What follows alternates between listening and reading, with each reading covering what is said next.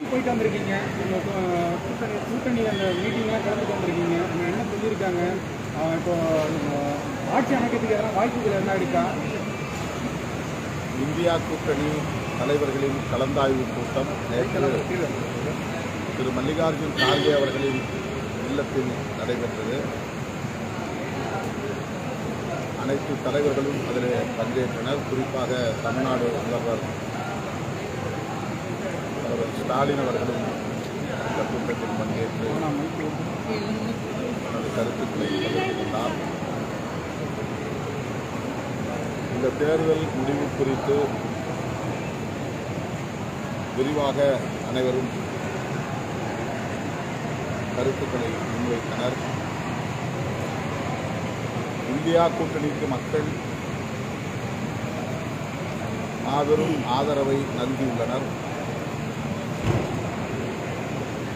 234 இடங்களில் இந்தியா கூட்டணி வெற்றி பெற்றுள்ளது.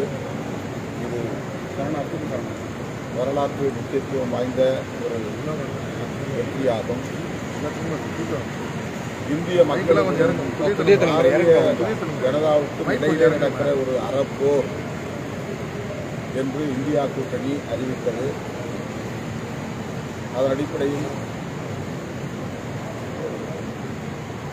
பாரதிய ஜனதாவை மக்கள் புறக்கணிக்க வேண்டும், இந்திய அரசமைப்பு சட்டத்தை பாதுகாக்க வேண்டும் என்று இந்தியா கூட்டணி தலைவர்கள் நாடு தழுவிய அளவிலே பிரச்சாரம் செய்தனர். அதற்கு இணங்கி இந்திய மக்கள் பாரதிய ஜனதா கட்சிக்கு பாடம் புகட்டும் வகையிலே ஒரு மகத்தான தீர்ப்பை வழங்கியுள்ளனர். தனிப்பட்ட முறையில் பாஜக 300 இடங்களில் வெற்றி பெறும் என்றும் இந்தியா கூட்டணி 400 இடங்களை கைப்பற்றும் என்றும் திரும்ப திரும்ப சொல்லிக் கொண்டிருந்தார்கள். ஆனால் கடந்த முறை வெற்றி பெற்றதை விட இந்த முறை 63 இடங்களை இழக்கும் நிலை பாஜகவுக்கு ஏற்பட்டுள்ளது.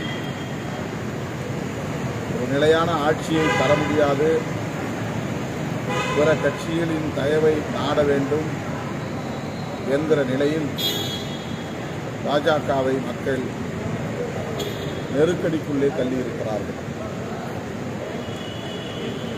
இந்தியர்களை இந்துக்கள் என்றும் இந்துக்கள் அல்லாதவர்கள் என்றும் பாகுபடுத்தி மதவெறியை தூண்டினார்கள். குழந்தை ராமருக்கு கோவில் கட்டி கொண்டாட்டம் நடத்தினார்கள்.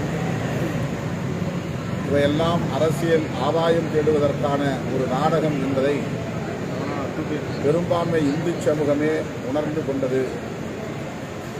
அதற்கு அடையாளமாகத்தான் உத்தரப்பிரதேசத்தில் படுதோல்வியை பாஜகவுக்கு பரிசாக அளித்துள்ளனர். ஆகவே இந்த தேர்தல் முடிவு என்பது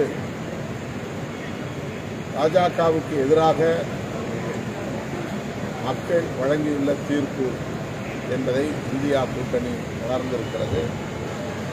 அதையே ஒரு செய்தியாக நேற்று தலைவர்கள் அறிவித்துள்ளனர்.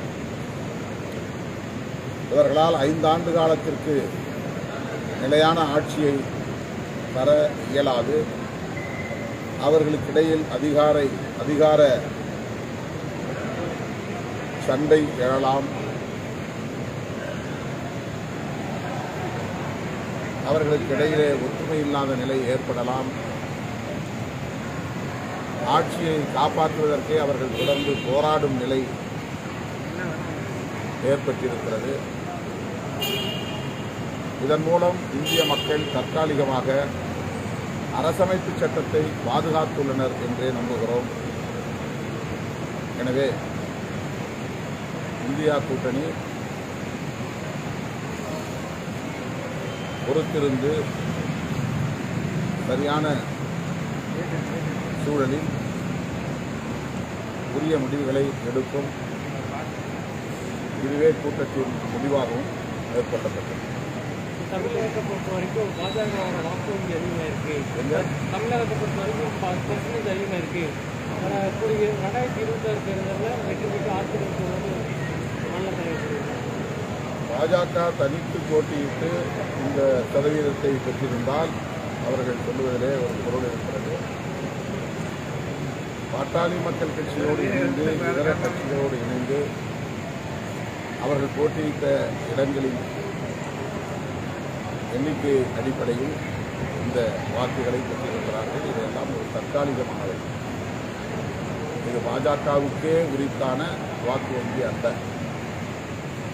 சிதம்பரம் தொகுதியிலே பாஜக போட்டியிட்டது 1.5 லட்சத்திற்கு மேல் வாக்குகளை பெற்றிருக்கிறார்கள். ஆனால் டெபாசிட் இழந்திருக்கிறார்கள். அந்த வாக்குகள் பாஜக வாக்குகள் அல்ல, பாட்டாளி மக்கள் கட்சியின் வாக்குகள். ஆகவே அது எப்படி பாஜக வங்கி கணக்கிலே வாக்கு வங்கி கணக்கிலே சேரும்? எனவே அது ஒரு மாயை. தமிழ்நாட்டை பொறுத்தவரையில் பாஜகவுக்கு இடமில்லை என்பதுதான் இந்த தேர்தல் முடிவு உணர்த்துகிறது. அவர்கள் போட்டியிட்ட ஒரு சில இடங்களில் மட்டும்தான் 2 லட்சத்திற்கு மேல் பெற்று டெபாசிட்டை காப்பாற்றியிருக்கிறார்கள். பெரும்பான்மையான இடங்களில் டெபாசிட்டையே அவர்களால் தக்க வைக்க முடியவில்லை. இதுதான் இந்த தேர்தல் மதவாத சக்திகளுக்கு உணர்த்துகிற பாடம். விடுதலை சிறுத்தைகள் கட்சி போட்டியிட்ட 2 இடங்களிலும் வெற்றி பெற்றதன் மூலம் நமது 25 ஆண்டு கால போராட்டத்தின் விளைவாக அங்கீகாரம் பெற்ற ஒரு மாநில கட்சியாக பரிணமித்துள்ளோம். இந்த வாய்ப்பை எமக்கு வழங்கிய வாக்காளர் பெருமக்களுக்கும் எங்கள் வெற்றிக்காக பாடாற்றிய திமுக உள்ளிட்ட தோழமை கட்சிகளுக்கும் எமது நெஞ்சார்ந்த நன்றியை உரித்தாக்குகிறேன். பாராளுமன்ற வளாகத்தில் தேசத்தந்தை என்னும் அடிப்படையில் காந்தியடிகளின் திருவுருவச் சிலை ஏற்கனவே நிறுவப்பட்டு கம்பீரமாக இருந்தது. அதனை ஒட்டி மகாத்மா ஜோதிபா புலே அவர்களின் சிலை, அதனை அடுத்து வீர சிவாஜி சிலை, அதனை அடுத்து புரட்சியாளர் அம்பேத்கரின் சிலை என்று வரிசையாக நிறுவப்பட்டிருந்தது. ஆனால் இப்போது புதுமென அந்த சிலைகளை எல்லாம் அப்புறப்படுத்தி இருக்கிறது. பார்லிமெண்ட் செக்ரட்டரி என்னும் பெயரில் அதன் நிர்வாகம். ஸ்பீக்கர், சபாநாயகர் அனுமதியுடன் தான் இதை செய்திருக்கிறோம் என்று விளக்கம் அளித்திருக்கிறார். புதிதாக ஒரு இடத்தை தேர்வு செய்து பிரேர்னா ஸ்தல் என்ற பெயரில் ஒரே இடத்தில் இந்த தலைவர்களின் சிலைகளை எல்லாம் நிறுவப் போகிறோம். அப்போது பார்வையாளர்கள் அவற்றையெல்லாம் பார்ப்பதற்கு வசதியாக இருக்கும். அவர்களின் வரலாற்றை அறிந்து கொள்ளும் வகையில் புதிய தொழில்நுட்பங்களை பயன்படுத்தி அதை சிறப்பான முறையிலே அமைக்க இருக்கிறதெல்லாம் விளக்கம் வைத்திருக்கிறார்கள். ஆனால் அது ஏற்புடையதல்ல. கிலோமீட்டர் கணக்கில் நடந்து போய் பார்க்கக்கூடிய அளவுக்கு இடைவெளி கிடையாது. 100 மீட்டருக்குள்ளே தான் இந்த சிலைகள் எல்லாம் 100 அல்லது 150 மீட்டர் இருந்த இடைவெளியில் தான் காந்தியடிகளின் சிலை வலதுபுறமாக நாடாளுமன்றத்தில் நுழைந்து வலதுபுறமாக செல்லுகிற போது காந்தியடிகள் பத்மாசனத்தில் அமர்ந்திருப்பதை போன்ற ஒரு முழு சிலை, ஆனால் அமர்ந்திருக்கும் நிலையிருக்க சிலை. அதனை அடுத்து முழு உருவத்தில் பிரமாண்டமாக நிற்கக்கூடிய சிலை மகாத்மா ஜோதிபா புலே சிலை. அதே போல குதிரையில் சவாரி செய்வதைப் போல வீர சிவாஜியின் சிலை.